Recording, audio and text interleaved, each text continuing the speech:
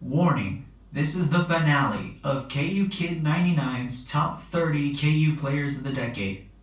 Links to parts 1 through 4 are down in the description.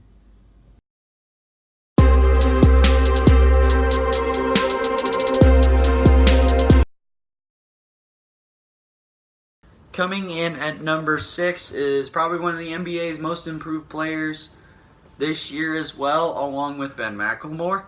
But it's Andrew Wiggins. And Wiggins, we all knew this was coming. He had a stellar career at Kansas. Everybody knew it. He was like the number one recruited player on some lists. Jabari Parker was on there, some for other lists too. But everybody knew this was the Wiggins year. 2013, 2014, everybody knew it was Wiggins. Wiggins. But his numbers don't lie. 17.1 points a game, 5.9 rebounds a game, 1.5 assists, 1.2 steals, and a block of the game, which got him a consensus All-American nod. He was an All-Big 12 member, All-Big 12 freshman team, and he was the 2013-2014 Big 12 Rookie of the Year. He is number 6 in my opinion. Plus, I've seen the dude play. I've seen him play live. He's a great player. So now we get on to the top 5. Coming in at number 5 is Josh Jackson. Now, why would I put Josh over Andrew? Well, it's basically his stat line. His stat line and just the overall just the logistics of it. I mean, it shows that he had a more prolific KU career than Andrew did. Josh averaged 16.3 points a game, almost 7.5 rebounds a game. That was a big factor why I put him at number 5. 3 assists a game, 1.7 steals, and 1.1 blocks a game. He was, of course, an All-Big 12 member, and he was the 2016-17 Rookie of the Year. But yeah, Josh Jackson, anyway, he's number 5 on this list for me. Hi, present day Drew here. So my computer's been jacking up a little bit, so I'm going to give you my number 4 right now. So number 4 was Perry Ellis. Perry was given crap that he never aged. He was wild. He's been around since Wilt Chamberlain, Danny Manning, heck, the 2008 national championship team. But he proved them all wrong, and he had a great career at Kansas. He had, for his career, 12.8 points a game, almost 6 rebounds a game, and average assists a game. Not only that, he was a great outside shooter for a big man when he shot 43.1% from the three-point line. He was a consensus All-American in 2016, and he was a 3-time All-Big 12 in 2013-14, 2014-15, and 2015-16. I wouldn't be surprised if he gets his number 34 retired, but he's on the coaching staff right now. So yeah, we'll go on to number 3. And of course, at number 3 is Thomas Robinson. Now, Robinson had an incredible 2011-2012 season. It was his best season. He was a great player at KU. Had 9.8 points per game, 7.3 rebounds a game, and assists a game. Almost got a block a game. But he was a member of the All-Big 12 team in 2011-2012. He was a consensus All-American. He was a member of the NCAA tournament team in 2011-2012. And he was the 2011-2012 Big 12 Player of the Year. Although his NBA career is not there really anymore, you still got to admire the guy, and I wouldn't be surprised if his number 0 gets retired soon.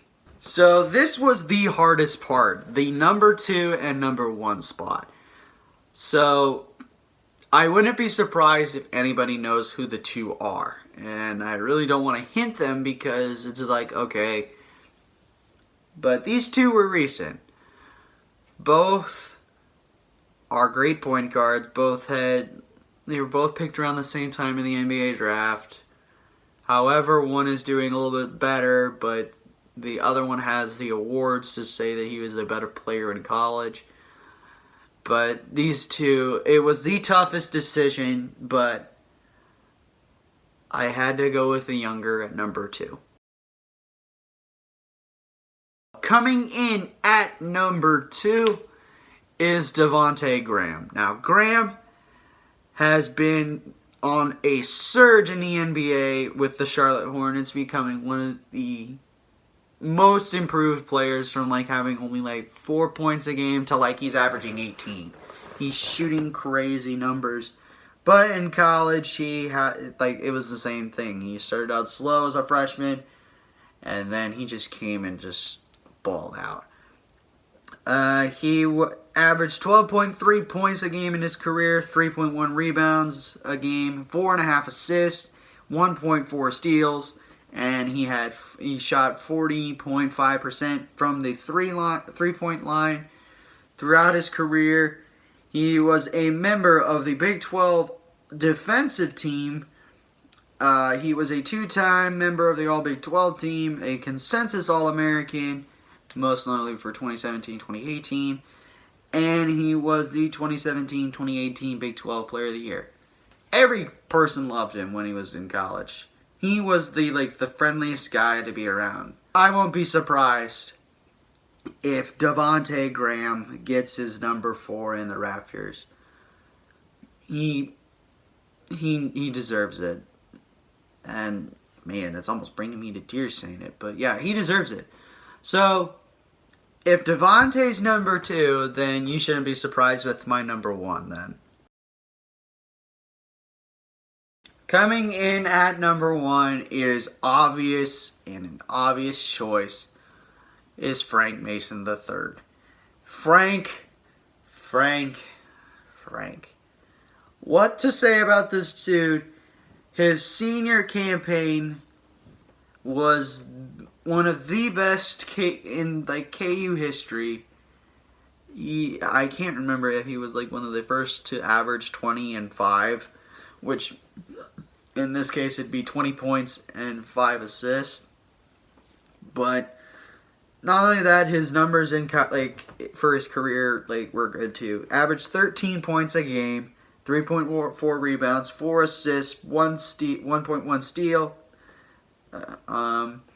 He was a member of the Big 12 defensive team. He was a 3-time All Big 12 member. He was a consensus All-American. He was the 2016-2017 Big 12 Player of the Year. And also he was a consensus 2016-17 National Player of the Year. He won the Naismith Award, he won the Wooden Award, he won the Oscar Robertson Player of the Year Award, he's won every AP Player of the Year Award. Basically everything you can think of for National Player of the Year, he won it. And if I had to say it, if they don't retire anybody prior to Cole and Sharon, and no one after until they decide when they're going to do it again, Frank Mason III will be the next guy to get his number in the rafters at Allen Fieldhouse. I wouldn't be surprised. I don't think anybody around here in Lawrence or in the state of Kansas or who's been a Jayhawk fan would be surprised that I would say that they would agree with me or disagree, who knows, that he should get his number retired because of all what he did for Kansas. That's why I have him at number 1. Hey, this is Present Day Drew here. A couple things. Number 1, I really want to apologize for this coming out a couple days later. This would have been originally posted on the day the KUK State game occurred, which would have been the day that the brawl happened. And I really didn't want to face the backlash for it. Number 2, I really want to thank everybody, family and friends, who's helped me get through this. This took a while to get through. But that's it for the list. That's it for the video. Let me know down in the comments what you guys think, who I should put on this list, who I should take off. And then leave a like, comment, share, subscribe, push that notification bell to all your friends.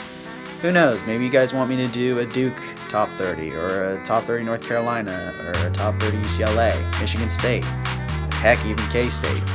But that's it. Thank you guys for watching, and until then, never ever bring exotic dancers to the field house. Peace.